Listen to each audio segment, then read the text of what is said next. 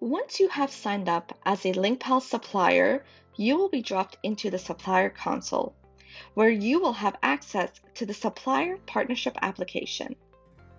Before you get started, remember to verify your email address. During sign-up, you should have received an email with a link to verify your account. If you did not, click here to resend that email. The partnership application is quick and easy, but we do ask for a few key business and personal details, such as tax ID and social security number. Remember, we do not run your credit and your credit will not be affected. Once you are ready to get started, click the Start button here and the application will appear. At any time, if you do need to drop off, all the information you've provided will be safe and sound for your next login. And that's it.